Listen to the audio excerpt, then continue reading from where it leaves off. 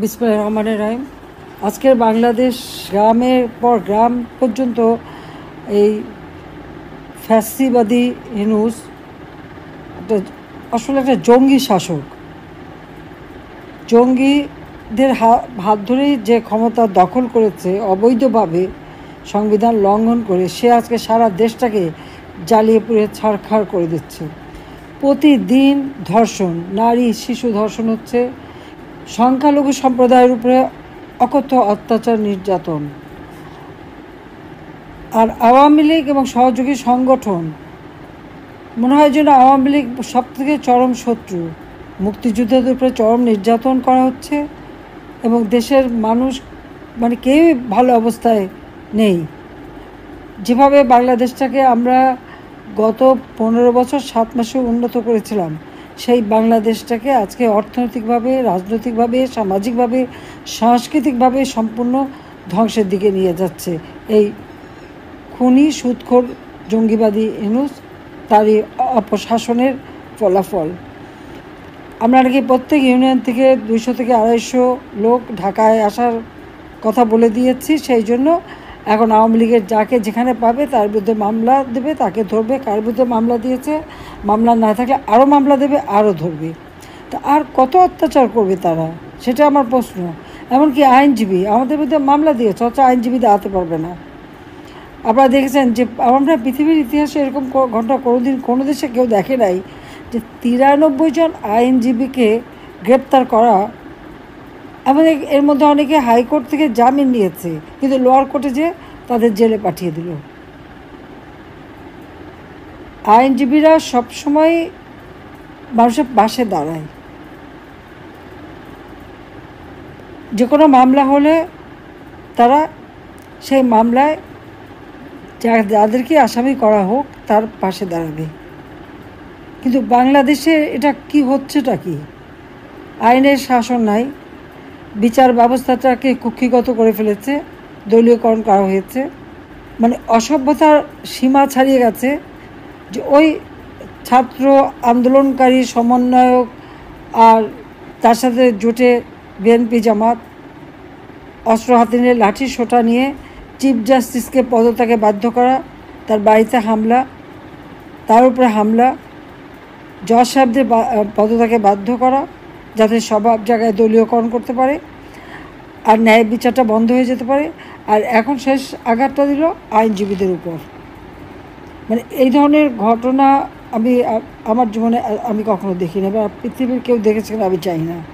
আমার মনে হয় বিশ্ববাসীর এখন দেখা উচিত যে ইউনূস কী ধরনের স্বৈরাচার, মানবতা বিরোধী, ন্যায় বিচার যাতে না হয় তার জন্য সে এই আইনজীবীদের উপরে এই অত্যাচার করে যাচ্ছে।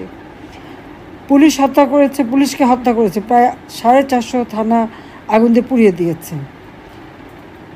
ঘরের ভিতরে পুলিশ, থানার ভিতরে তাদের আগুন দেওয়া। এমনকি সেনাবাহিনীর অফিসার, অবসরপ্রাপ্ত বা সিনিয়র অফিসার থেকে শুরু করে যারা যে সকল দায়িত্ব পালন করতে গেছে, গোয়েন্দা সংস্থার যা প্রধান, সকলের উপরেই জুলুম, অত্যাচার, তাদের বিরুদ্ধে মামলা, হামলা। মনে হয় যেন জেলখানাটা ভরে ফেলেছে কাদের দিয়ে?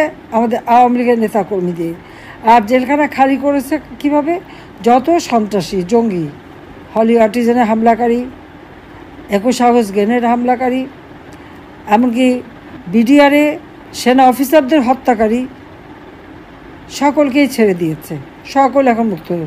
যত খুনি, সন্ত্রাসী, জঙ্গি, তাদেরকে আজকে মুক্ত করে দিয়েছে। অথচ বাংলাদেশে, সারা বিশ্বে যখন জঙ্গি তৎপরতা, বাংলাদেশে আমি জঙ্গি নিয়ন্ত্রণ করেছিলাম। একটা মাত্র ঘটনা ঘটেছিল হলি আর্টিজানে, তারপর থেকে আর কোনো ঘটনা ঘটাতে পারে নাই। এখন এই জঙ্গি নিয়ন্ত্রণ করাটাই যেন একটা অপরাধ হয়ে গেল। তাদেরকে কেন গ্রেপ্তার করা হলো, বন্দি করা হলো, এগুলি নিয়েও আমার বিরুদ্ধে মামলা, এবং এটাও নাকি মানবতা বিরোধী।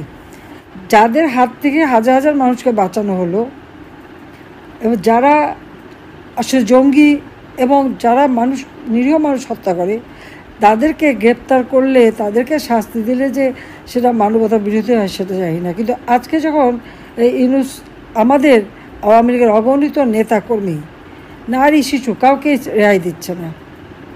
অকথ্য অত্যাচার নির্যাতন, আর ঘর বাড়ি সব জ্বালিয়ে পুড়ে দিচ্ছে। এবং এই পোড়ানো যেন লুটেরা, বিএনপি যেন নেমে গেছে একবারে তাদের লুটপাট করার জন্য। 2001 সালে যখন বিএনপি জামাত জোট ক্ষমতা আসে, তখন এইভাবে আমাদের নেতাকর্মীদের উপরে অত্যাচার করেছিল। নারী ধর্ষণ থেকে শুরু করে লুটপাট, আগুন দেওয়া, কীরা করেছে তারা।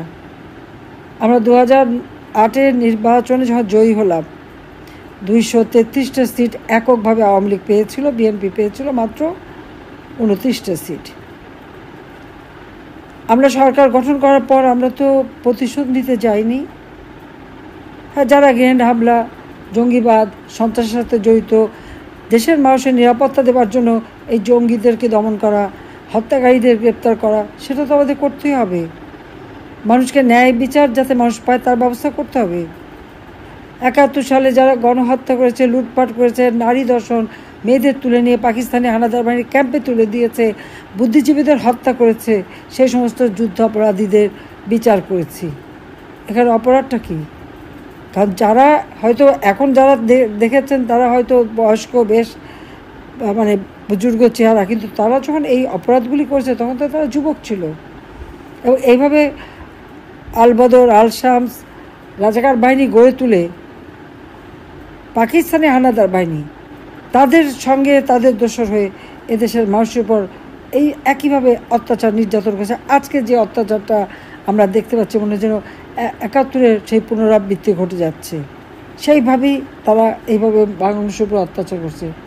আর আওয়ামী লীগের নেতাকর্মী বয়স্ক, হাঁটতে পারে না, চলতে পারে না, এমনকি আমাদের বয়স্ক নেতাদেরকে পিছে হাত বেঁধে রেখে দিচ্ছে। কেন তাদের পিছে হাত বাঁধতে হবে? এই দেশের রাজনৈতিক নেতাদের গ্রেপ্তার আমি তো এরকম কখনো দেখিনি। এই বর্বরতা, অসভ্যতা দেখিনি। বয়স্ক নেতারা পা ফেলে হাঁটতে পারে না, তাদেরকে ধরে তো জেলে দিচ্ছেই, আবার তাদের হাত বেঁধে নিয়ে আসছে। কেন হাত বেঁধে রেখেছে? যেন জয় বাংলা স্লোগান দিতে না পারে, না হাত তুলতে না পারে, হাত দেখাতে না পারে। তো যারা নতুন দল করে 5 স্টার হোটেলে ইফতার পার্টি দেয়, হেলিকপ্টার ব্যবহার করে, যখন আন্দোলনে নেমেছিল তাদের কত সম্পদ ছিল, কয় টাকা ছিল পকেটে, আর মাত্র 4-5 মাসের মধ্যে তাদের শত কোটি টাকার মালিক বনে গেছে। কারণ এরা তো লুটপাট করাটাই তাদের অভ্যাস। আজকে আর যত আওয়ামী লীগের নেতা কর্মীদের বাড়িঘর লুটেছে, সেই লুটের মাল কোথায় যে পাওয়া যাবে, কার বাড়িতে পাওয়া যাবে, সেটা একসময় খোঁজ হবে। আর নিজেরা মানুষকে মারবে আর বলে মব জাস্টিস।